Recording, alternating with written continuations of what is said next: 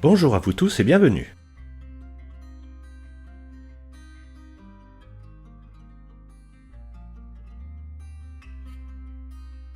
Aujourd'hui, je vous emmène à la découverte du village de Rouville.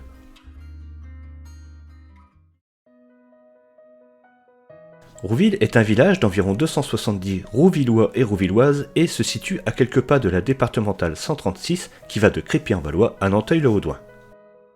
Ce village faisait partie du canton de Crépy jusqu'en 2014 où il fut rattaché au canton de Nanteuil-le-Haudouin. Le village de Rouville s'appelait autrefois Radulphi-Villa en 1208, Raoulville, Raouville et enfin le Rouville d'aujourd'hui. Quand on voit le nom de Raoulville, il est difficile de ne pas faire le rapprochement avec les 5 comtes de Valois qui s'appelaient Raoul. Il est probable que ce village ait été nommé ainsi en l'honneur de l'un de ces comtes. Après, je n'ai trouvé aucune autre indication quant à l'origine de ce nom, et cela reste mon interprétation personnelle.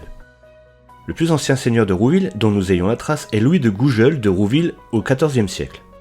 La seigneurie, qui relevait du château de Vaumoise, appartenait à l'abbaye du Parc aux Dames. En 1530, les terres appartenaient à Christophine de Béthisy. Les habitants eurent droit au pâturage des bestiaux dans le bois tout proche qui appartenait aux religieuses du Parc aux Dames, mais un litige s'éleva en 1758 et les habitants firent un procès à ces religieuses devant le tribunal du roi. Je ne connais pas le dénouement de ce procès. Philippe Auguste échangea en 1215 les dîmes de Rouville avec Guérin, évêque de Senlis, auquel il céda tous ses droits sur la collégiale Saint-Thomas de Crépy.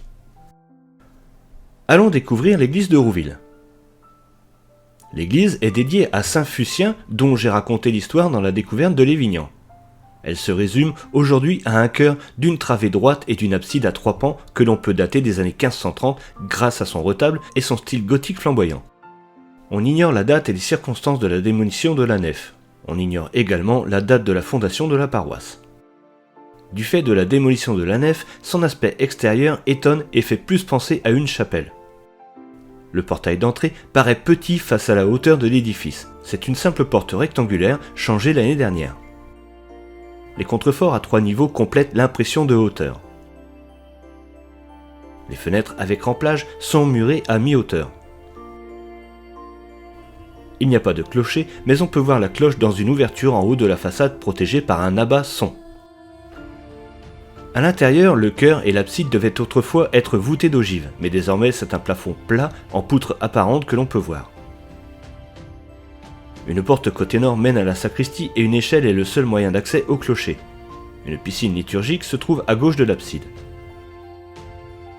Ce petit morceau d'église abrite pourtant, comme à titre de compensation, un remarquable et imposant retable en pierre de la Renaissance, sculpté vraisemblablement dans les années 1530. Parmi le mobilier, une statue est classée et 2 autres ainsi que le retable sont inscrits. Les 3 statues sont conservées au musée de l'Archerie et du Valois de Crépy-en-Valois.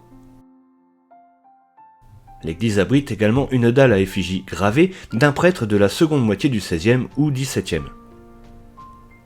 Les vitraux aussi sont intéressants. Ils ont été réalisés à l'initiative de Claude et Georges Lécallier par les maîtres verriers Christiane et Philippe Andrieux. Ils ont été inaugurés le 29 septembre 2007 par M. Philippe Calins, maire, et bénis par le père Emmanuel Gosset, curé de la paroisse.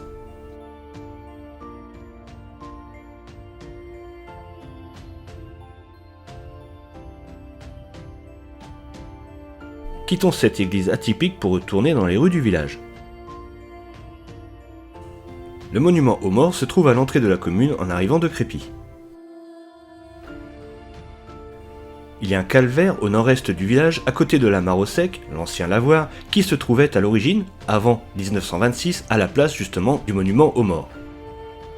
Un autre se trouve au sud, à la pointe de 2 chemins qui, à gauche, mènent au bois que l'on appelle le bois du roi, et à droite, à un parking pour accéder à la voie verte. Voie verte qui, je vous le rappelle, aura une vidéo qui lui sera consacrée. Dans le bois du roi, à la limite du territoire avec Lévignan, se trouve une clairière de sable et de gros morceaux de grès comme on en trouve beaucoup dans le secteur et familièrement appelé les bruyères. C'est un endroit superbe pour un pique-nique, un dimanche en famille, mais tout en respectant la nature. Et toujours dans les bois, une autre pierre passionnante, la pierre fortière, sortière ou shortière selon les versions. C'est un bloc de grès qui dessine grossièrement une figure pyramidale à 3 pans. Il a environ 4 mètres de diamètre et s'élève à 5 mètres environ.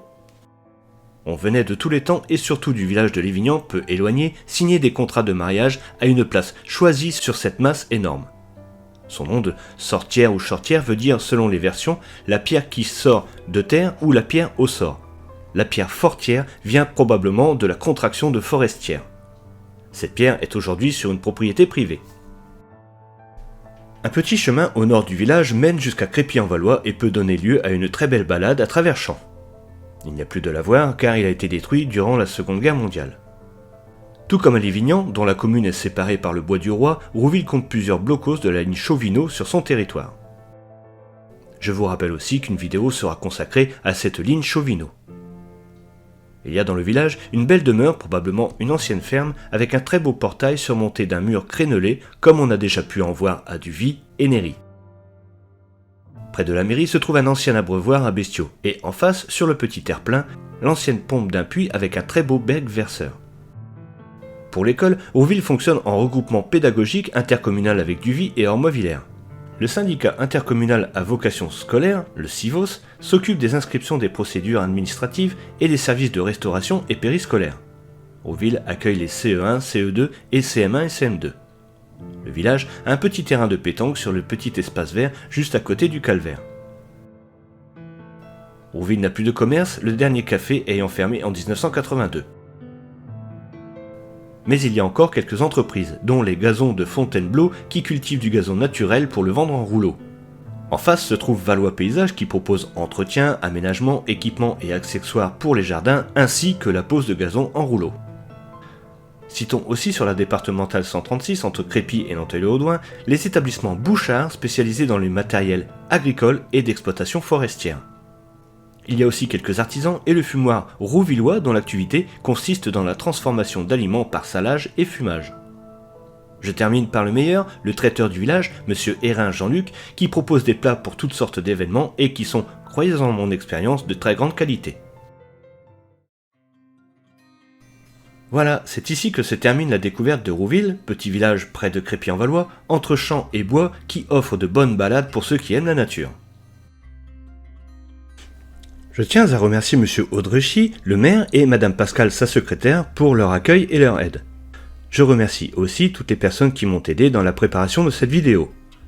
Je vous donne rendez-vous bientôt pour la découverte d'un nouveau village isarien et, en attendant, n'hésitez pas comme d'habitude à commenter et à mettre un j'aime si cette vidéo vous a plu et n'oubliez pas de vous abonner et d'activer la petite cloche pour ne pas manquer les prochaines découvertes.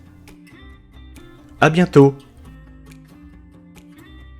Au revoir Rouville.